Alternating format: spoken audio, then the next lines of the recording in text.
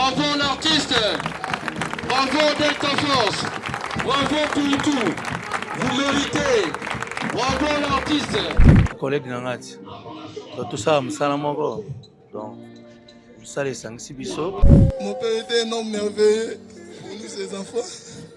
Il nous demandait toujours d'être humble, peu importe ce qu'on va accomplir dans la vie comme il a été de son vivant. Lelo Papa Delta asali mingi, abimisi énergie mingi, abimisi bana. Tout le monde a ba Cardozo, banani, bana babimi ebele.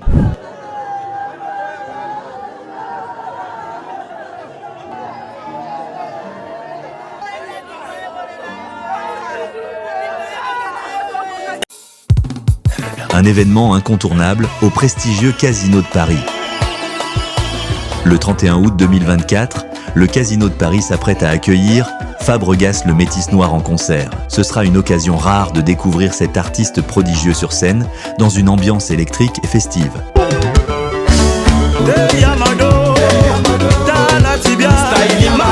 Fabregas le Métis Noir, reconnu pour son charisme irrésistible et ses prestations éblouissantes, vous offrira un spectacle exceptionnel qui marquera les esprits.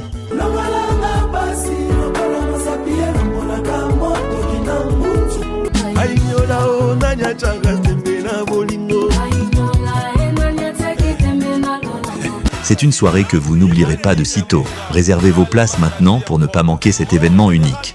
Appelez le 0 800 008 926 ou visitez casinodeparis.fr pour obtenir vos billets.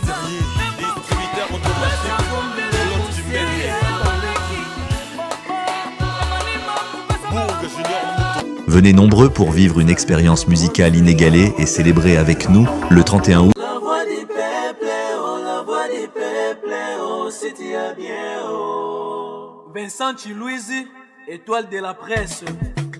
La voix du peuple, toujours longueur d'avance. Les informations partout dans le monde. La voix du peuple, toujours actualité, la actualité. La voix du peuple, maman n'a raillé.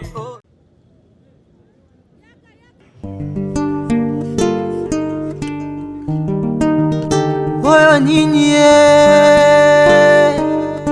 non, c'est sur na olota qui a créé sa maman. Non, c'est sur na olota.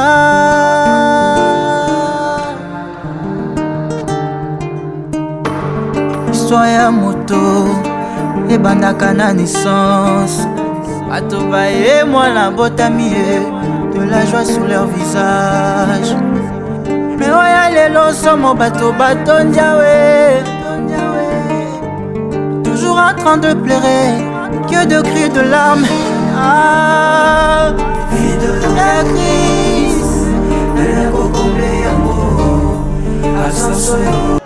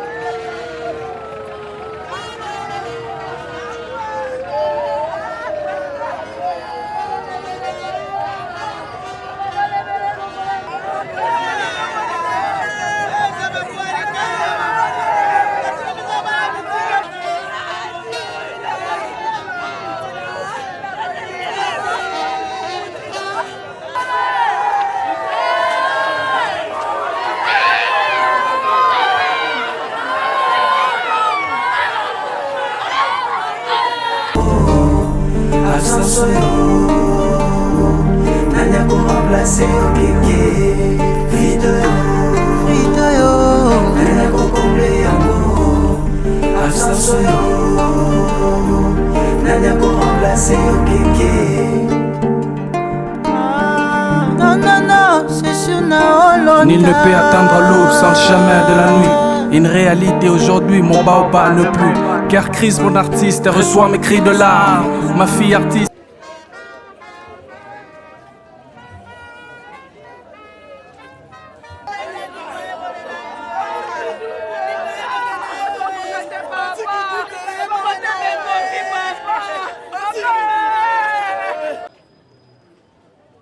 Ainsi que Madame Yaoudi Ilunga est en fête. Pourquoi en fait un fils vient de naître au nom de Tambou Fouti IV. La grande famille qui était en joie en 69 est triste, est en pleurs. Pourquoi? L'enfant qui était né en 69, qui est devenu plus tard un artiste comédien célèbre, au nom de Delta Force, vient de tirer sa révérence. Alias Delta Force. Il est né à Kinshasa le 17 juillet 1969 et décédé le 6 août 2024.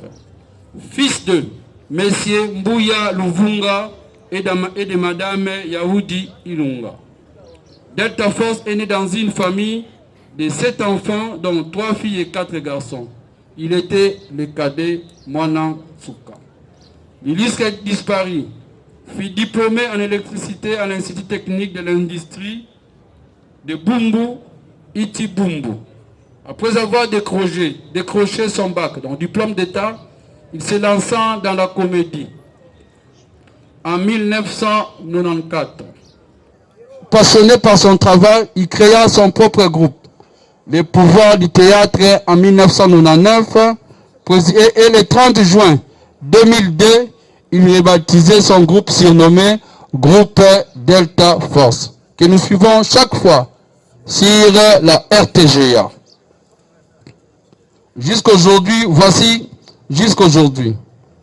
Il était le père de plusieurs artistes que vous connaissez. Ils sont tellement nombreux que nous ne pouvons pas citer nommément. Il était un grand formateur par ces artistes qui le pleurent à présent. Sa mort, c'est un regret auprès des siens. Il y en a beaucoup qui sont passés également par là. Il y a passé à patron également Bazarana Bango, il y a Bakardozo, Niki Kumbu, elle était de passage, juste à Zaki invité. Il y en a tellement beaucoup, elle a formé des artistes, oh le Lope Bazosa la fierté. Donc il mérite honneur et respect. Il était l'époux de Madame Landou Kubondila Lavi. Avec elle, ils ont partagé 21 ans de mariage et ont eu 7 enfants. 3 filles et 4 garçons. Uden, Jao, Chadra, Promedi Grâce et Kanaya, hormis ses propres enfants. Il était aussi le père de Germain, Sephora, Cynthia, Louange. Merci pour tout, papa. Et on sait que la mort n'arrête pas l'amour. Nous, tes enfants, on t'aime énormément et repose en paix. Là, c'était le mot des enfants qui ont glissé dans Katia biographie.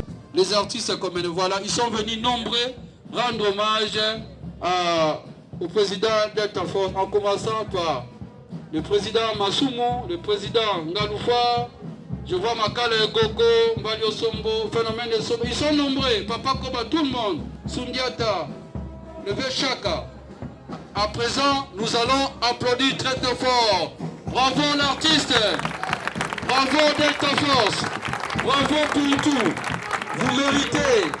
Bravo l'artiste, bravo Delta, bravo.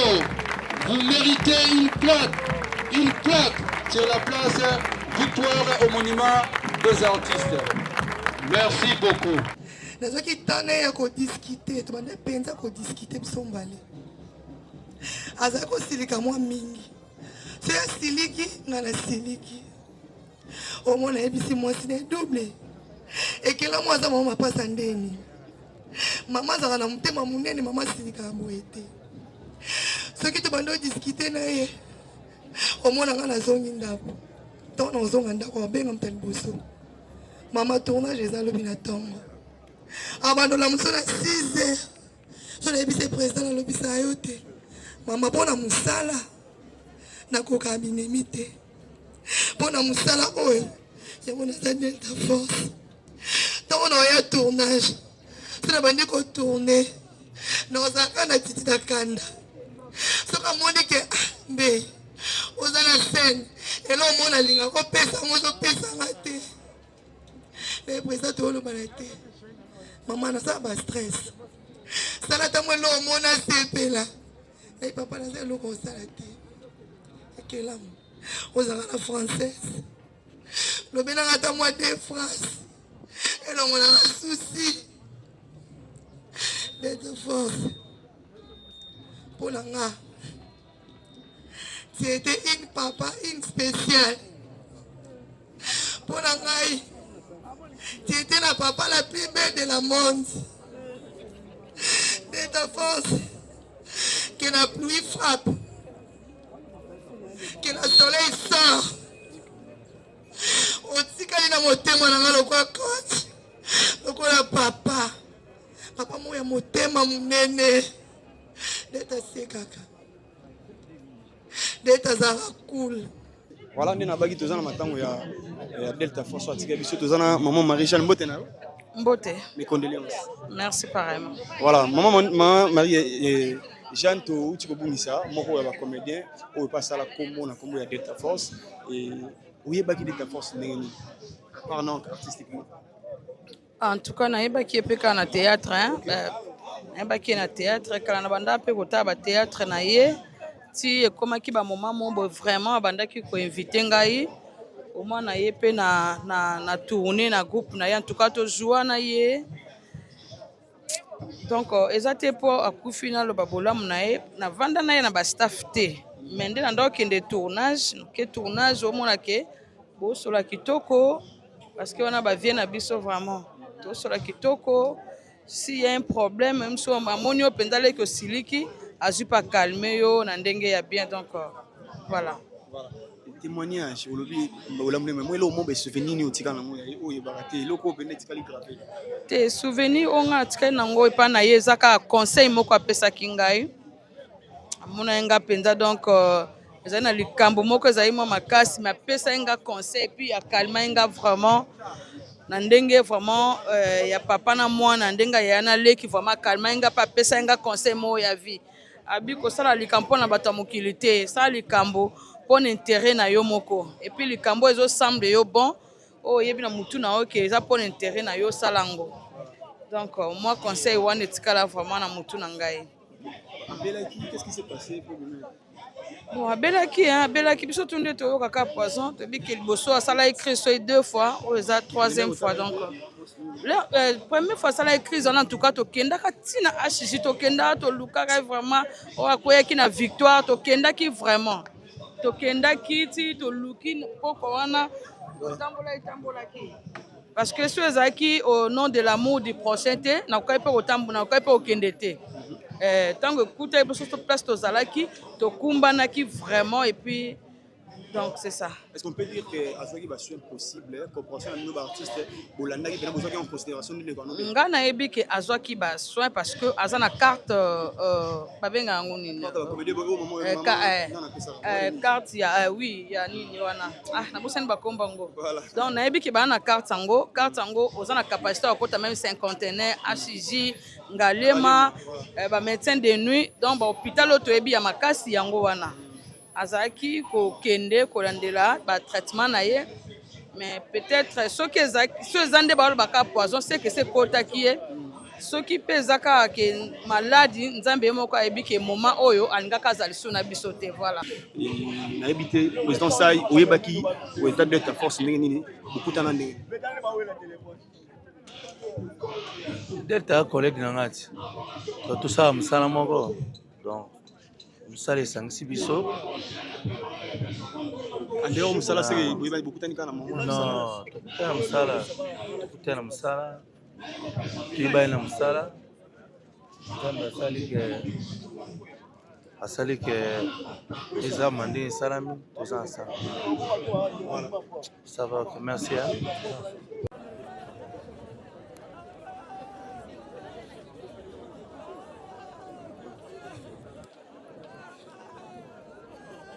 Osaiki Javanda Bana Ufkan Pemen Naï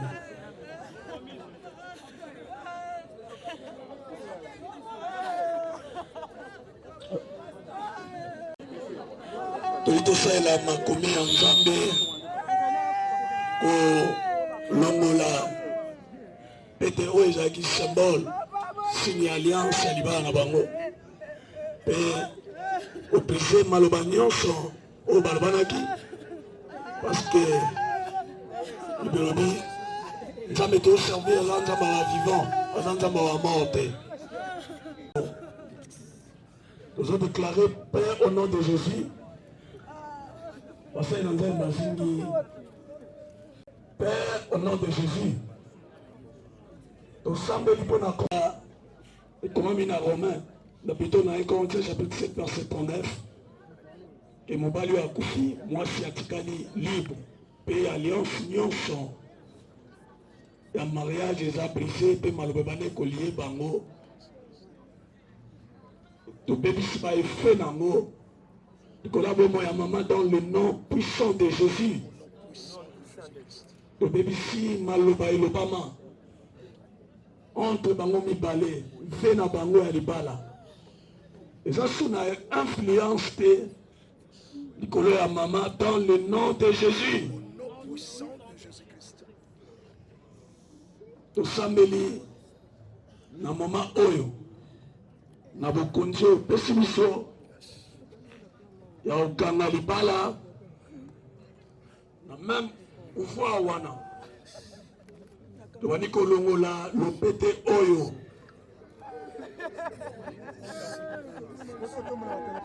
oyo ezalaki signe ya alliance ya libala na bango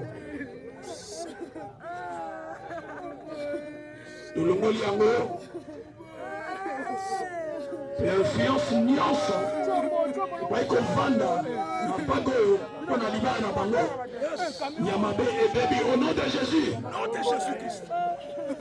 Déclarer voici libre na ngonga oyo akomi sous responsabilité ya Nzambe aloya. Bible elobi il est le père des orphelins des veuves. Kobanda sikoyo to déclarer a commis la prise en charge ya Nzambe dans le nom de Jésus. Nzamba lola oya bana kozwa sona ye lokola mobali topesi yo place nyonso so sona ye lokola tata lokola mokeli mpe lokola mobali oya bana kozala babesoin mobali mpo na bango bavivre. Nzamba lola osalisa bango afin qu'on comble vide dans le nom de Jésus. Nous sommes ici, mon cigare a influence nyonso. Mutamokila ko ekoswa. Esprit moi ko ekoswa. Na elongi ya delta, na forme ya delta, na mungongo ya delta, pona opima lisusu pona maman pe bana. To boy pe to bébé sango dans le nom de Jésus. Nom de Jésus-Christ. Je déclare il est libre la delta. Nzambe mpona bana oyo bazalaki makasi ya kotala bango. Nzambe baorphelin aya osikoler bango makola na Nzambe misu na yo mona bango koleka ndenge bandeki komona bango liboso.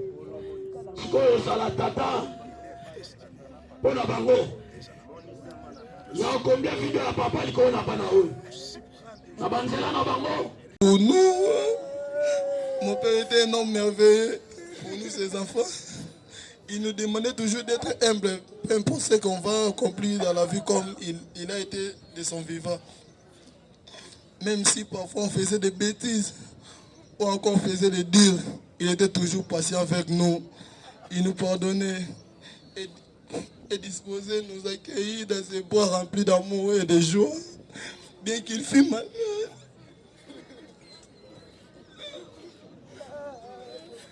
Là, nous sommes censés les stopper. Vous allez continuer.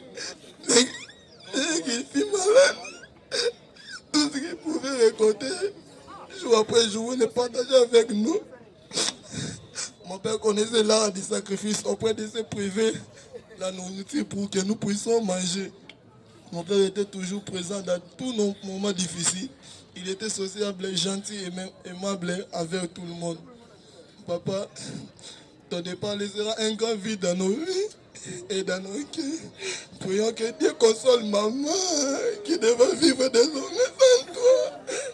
Et nous, tes enfants également. Tout ce qui t'aime souffrira jamais de ton absence. Nous savons que ce test ne pourra pas exprimer tout ce qu'on a vécu ensemble.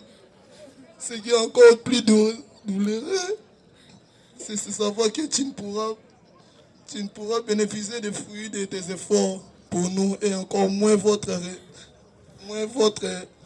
voir notre réussite. Tes enfants qui t'aiment et qui continueront à t'aimer pour toujours.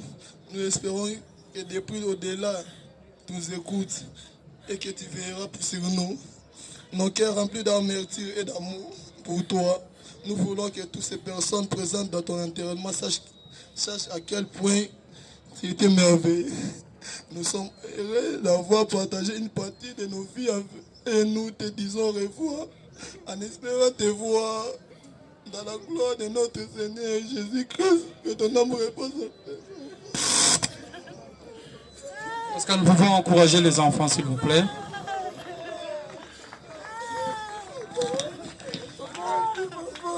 Ok, ça va? Merci. Courage, Shadrach. Courage. Courage. Courage. Oyo nyonso bokosala na vie nde kosala lokumu ya papa.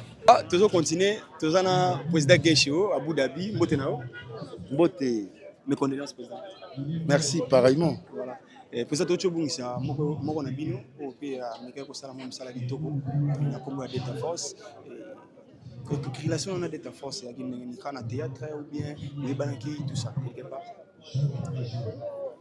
Baza ba ine na biso ti. Biso ata to ba te bon, ça ba kulu to biso tali na télévision.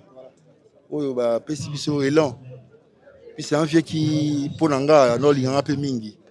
De atina ba pièce ni ya ba pièce ya télé RTGA. N'a invité donc c'est vraiment un grand frère qui me conseille aussi beaucoup. Déjà nga banani a parlé ba fanatique nanga. Donc ça la qui plan on a tout dans ma passe à jumeaux donc c'est presque mes enfants. Tout benganaka donc devait d'être un grand frère pour l'anga.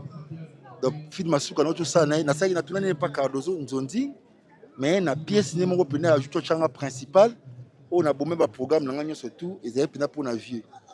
On a qui cette mort inopinée n'a dérangé vraiment. Dérangé puis le même soir la nuit tu as na ba Cardozo na ba mari voilà, il se poursuivre il est l'un des pétaux de la vie. Donc bah vieux bana qui conseiller biso mingi quoi. Voilà. Par rapport à la corporation la musique président Kesho, c'est là news to go peu d'informations que président c'est là qui est présent. Est-ce qu'on peut dire que le président a fait traitement par rapport à la poison de trop ba soupçon kaka? En tout cas moi étant un intellectuel ne s'apprécie pas de rumeur. Ce ne sont que des rumeurs, des racontages, je ne maîtrise pas, je ne saurais pas confirmer ce que moi je ne maîtrise pas. Même si je l'ai... C'est-à-dire que vieux, par moment, nous devons déranger. Par moment, faire ça, la crise, mais les cas. Maintenant, ils sont en bonne santé et puis à notre tournée. Et puis en plein tournage, quoi. Donc voilà. Au poison, quoi que ce soit, du fait que je ne maîtrise pas, non, on maîtrise des things. Là, on maîtrise bien.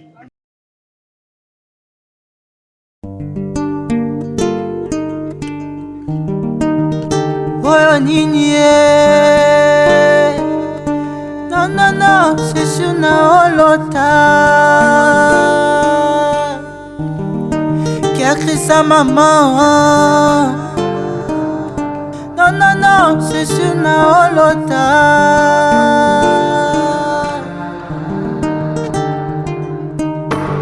histoire ya moto ebandaka na naissance Atoba et moi la botami de la joie sur leur visage. Mais oya lelo somo bato batondiawe toujours en train de pleurer Que de cris de larmes. Ah, vie de la crise. Nana kokomble yango. Absence yo. Nana ko remplacer au kéké. Vie de yo. Nana kokomble yango. Absence yo. Nana ko remplacer au kéké. C'est sur Naolonda. Nul ne peut atteindre l'aube sans le chemin de la nuit. Une réalité aujourd'hui, mon baobab ne plus. Car Chris, mon artiste, reçoit mes cris de larmes. Ma fille artiste, le parfum de mon âme.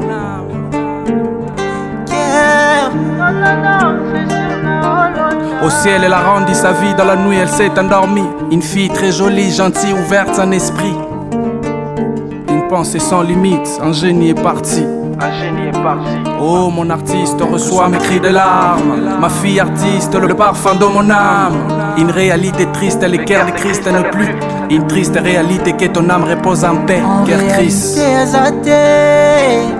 Ça m'a bien mais elle vit dans nos cœurs, jamais oublié. Car Christ forever. Car Christ sa maman.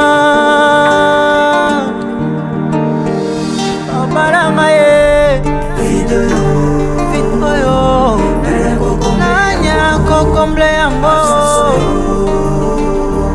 Nana ko remplacer au kéké. Vide yo. Nana ko comble yango. Nana ko remplacer Nzambe. Azongi epanaye. Bonjour. C'était condoléances. Merci.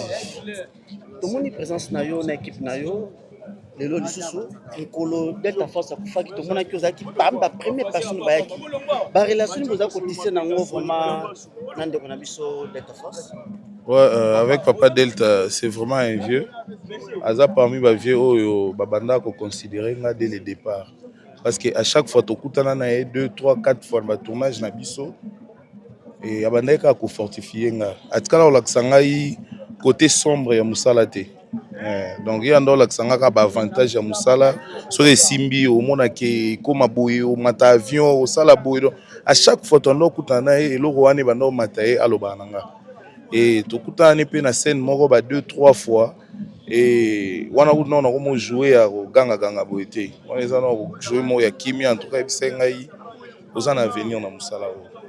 Voilà, bah souvenir on a gardé pour nous. Le comme si tout le monde qui dans moment où il y a ba obsèque tout le monde qui ba comédien vraiment bazaki vraiment activité mais le to comme en nous grande surprise tout le monde ba comédien presque à 90% bozali awa et le connu est ça vraiment qui boza se présenter bilonyo so awa parce que biso presque on dit que te boko ya secret là au moni mutu so alati ndena lati net la mana ngabo so nga mona na confiance ya lamba na latité so mutatali aseki ata seki nenga te na kansondera seki nga mais so naza na confiance muto aseka to asekate etalanga te bolobi batu bazaki motivé te parce que bino bwandeko ya matanga po bomona batu comme sou jour yo yaki po mona Jérémie yaki te décor mutayaki jour yo yaki po mona décor tom sou décor ayaki te tom sou yenga mutayaki donc tozaki motivé depuis jour akufaki parce que nga sango ezwanga ina minuit déjà na kotinda ku na lati coupé na lala CG oxy abenginga na bimi na démarrer car parce que étant mususu yokaka osenga ba blo mobo ya mike po korekota tika biso toza pembeni toya parce que eloko esenga to porter ses cours mbala moko donc tant sango yé na 23h30 0h na démarrer voiture na yé donc motivation déjà liboso yango wana yami balé eza pona bandeko o bandeko kende to benga na te poto ke matanga. Donc, soza dispo au leki. Soza dispo au leki. Donc, c'est-à-dire, ils appellent pour bino bato média. Tom toujours yozo ya pour mon ba comédien nyonso ba yaki bango nyonso te. Mais 2 3 4 5 bazalaki. Toye ba pe ke likambu ya matanga ko ya avant korebima. Et comme ara likambu ya affinité on ndeko azaki nango na ndeko. Tom susu lelo to beta lisolo ya Papa Delta. Papa Delta tangu azaki na succès ya makasi biso ba Jérémie tozaki te. So ina tango wana kufaki ngeza nde mususu. Lelo Papa Delta asali mingi abimisi énergie mingi abimisi bana to mona ba Cardozo banani bana babimi ebele c'est que force o azaki nango lobby lelo azana ngo suste ozomona donc olela mandenge bino bokanisa te toleli par rapport ya papa na biso ndenge azalela na biso kolobaki bato bazaki motivé te non tozaki motivé biso nyonso Jérémy to profiter pour to tikayo ha Jérémy bafani na bino beleme émission tosalaka baokama bolobaka non biso bakomede tolingana kati tolingana te mais lelo otango yo leyo ketika chef de frère bafani na yo babeleli yo makasi siko bafani na otango baotala interview oyo eloko nyonso na bango mpona bino bakomede tomoni bolingo na bino ezalaka kaka na matanga boye bokutani bolingo ngo bolakisa yango okoma baloba bongo ke bolingo na biso ezala na matanga parce que eza seule rencontre oyo ezalaka entre biso média na bafano mais tant mosusu towana bato tokutanaka chaque jour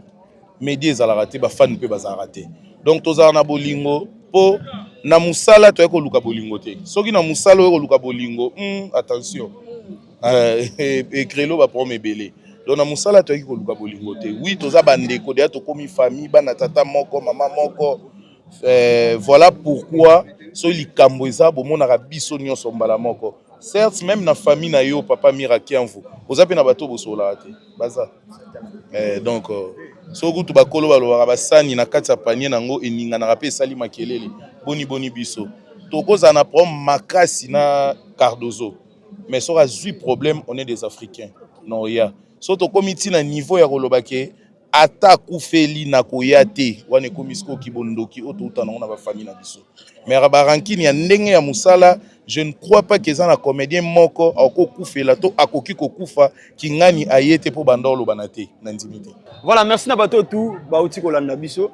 Je crois bolani intégralité à matanga papa na biso Delta Force ndenge mamnoso eleki donc je crois et bozu binomoko exclusivité artiste balobi bandeko balobi botan ndenge vraiment mambutu eleki merci na Dari de Honte ça derrière la caméra et en collaboration avec Gilva Zolanonga Château Colo réalisateur Nzambe merci na Vincent Louise pour la confiance et pourquoi pas aussi à le véritable et les seuls codes mondial lui c'est ya Willy Moucheni Charles Kibungu agence de voyage agence Iniso Business Cargo Charles Kibungu agence Iniso Business Cargo service agence ya CP assuré soza en poste tinda biloko à partir de Dubaï et à Kinshasa Charles Kibungu azawana motema ya grâce moyo la patrona supposa pour que Dubaï Iniso Business Cargo ezawana bokozo ba contact nyonso okomelinga kaka Raissa le moto pe azawana donc voilà et petit nanga zer le tout album iPhone restez branchés sur la voix du peuple on se retrouve juste prochainement merci beaucoup.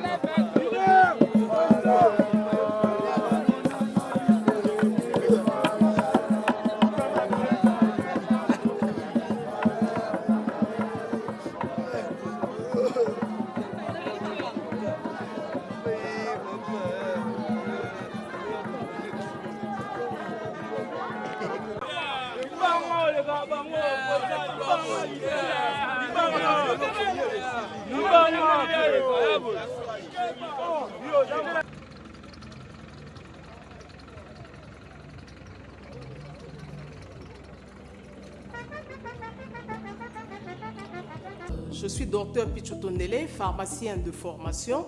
Je suis formé à l'université de Kinshasa à la faculté de pharmacie. Et puis je fais d'autres masters en transformation des agro-ressources à l'université Marien Ngouabi et au Canada en préparation de cosmétiques thérapeutiques naturelles.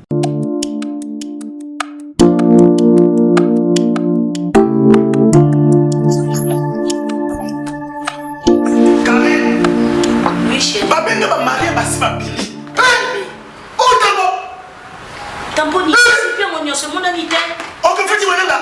Non, c'est pas côté. Eh, Karim. Ok, fais-tu mon nom? Na yela ya ba produit banda kala pona ba tampo wana. Savon d'ici. Pembe, mwindu, akosokolo c'est sans problème. Ongengi. Avec Dixie. Toujours. La voix du peuple, oh la voix du City à bien. Vincent Chilouizi, étoile de la presse.